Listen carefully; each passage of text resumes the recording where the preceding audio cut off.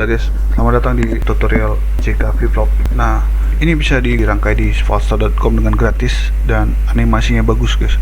Oke, kita langsung ke topiknya. JK Flip-Flop itu apa sih? Yang nggak aja sebagai mesin guys. Ini mesin itu kan semua mesin mempunyai input dan output. Contohnya mesin blender, inputnya tegangan AC, PLN dan kecepatan pisaunya 1, 2, 3. Begitu juga dengan JK Flip-Flop. Kita bahas dulu arsitekturnya. Ada input J, input clock K atau pin J clock K, dan pin K, Q dan Q not. Nah, inputnya adalah level J clock dan K, 0 dan 1 bagi masing-masing, dan outputnya adalah level 0 dan 1 bagi Q dan Q not. Nah, apa fungsi dari mesin JK? Contoh, kalau satu buah JK aja gini, ini bisa untuk jadi switch push to on, bisa untuk memori, bisa untuk frequency divider, bisa untuk deteksi tepi, dan kalau dirangkai, digandeng banyak ya, kayak kereta api banyak gerbong begini, JK dirangkai. Nah, itu bisa jadi shift register dan counter, dan jadi memori juga, memori yang lebih gede tentunya kapasitasnya dari cuma satu JK flip-flop. Nah, sekarang kita cuma bahas satu JK aja guys. Nah, pertama kita mau bikin Q nya on dan Q not nya off. Yang pertama kita lakukan adalah memberi nilai di input J 1 dengan menutup switch ya, dan memberi nilai input di K 0 dengan membuka switch ya, sehingga rangkaian di J tersambung dan rangkaian di K terputus seperti guys. Nah, untuk melihat dampaknya kita klik run guys. Nah, ternyata Q nya belum nyala guys, belum mengalir nih elektronnya seperti ini bawah. Elektron di Q masih diam begini guys, gabut. Yang Q not, elektron di Q not itu lari sekencang-kencangnya. Kenapa demikian? Enggak sesuai yang kita inginkan, bahwa di Q itu justru elektronnya lari, nggak gabut. Nah, karena kita belum mengeksekusi, belum mengenter, belum memerintahkan JK untuk mengambil nilai-nilai input kita maksudnya, atau untuk mengambil data. Nah, sekarang bagaimana cara memerintahkan JK mengambil data itu? Nah, itu caranya kita harus memberi perubahan tegangan di sini di clock. Saat ini kan tegangan di clock itu on ya, karena sirkuitnya tersambung semua. Nah, kalau kita buka ini, maka dia akan merasakan tegangan 0 di sini. Nah, ketika dia merasakan dari tegangan 1 ke 0, maka dia akan mengeksekusinya ini. Ibaratnya kalau tegangan 1 itu kaya dan tegangan 0 itu miskin, kalau dia merasakan perubahan dari kaya ke miskin, baru dia melakukan perintah-perintah kita.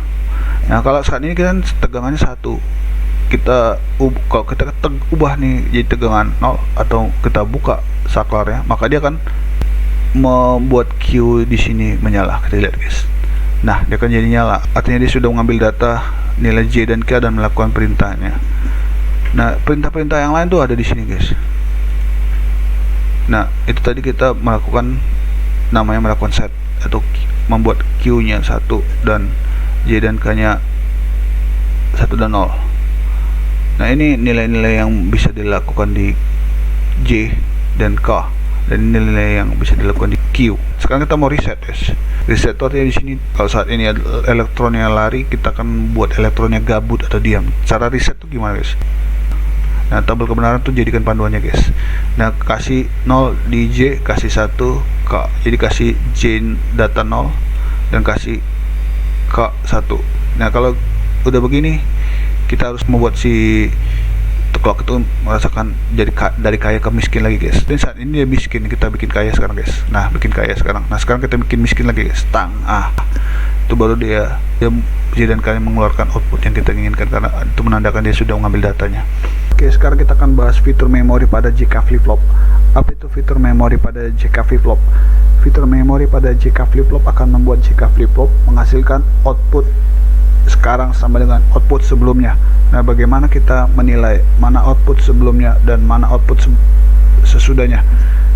Output sebelumnya itu adalah output sebelum fitur memori dijalankan, dan output sesudahnya adalah output di mana fitur memori sudah dijalankan. Nah, sekarang kita ke simulasi. Di sini sudah fitur reset. dimana K diberi 1 dan J diberi 0. Nah, kita ambil dulu nih data output sekarang ini adalah key sama dengan 0 dan key not adalah 1. Nah, kita akan jalankan fitur memori sekarang. Fitur memori adalah memberi nilai input J nilai 0 dan memberi input K nilai 0 juga. Nah, sekarang kita akan 0 0 kan. J kita open, K kita open switchnya juga. Nah, sekarang kita berikan kaya dan miskin clocknya. Nah, kamu lihat outputnya tetap sama, key-nya tetap 0, key not-nya tetap 1. Ini bukan kesalahan saya, bukan karena saya ngantuk. Jadi data output sekarang ini adalah sama dengan data output sebelumnya. Dengan kata lain, data output sesudah dijalankan fitur memori sama dengan data output sebelum fitur memori dijalankan, atau dengan kata lain, data output pada saat reset tadi dijalankan. Berikutnya kita akan bahas fitur toggle ya. Toggle itu artinya kebalikan, guys. Nah, toggle itu fiturnya diaktifkan dengan memberi input J nilai 1 dan input K nilai 1.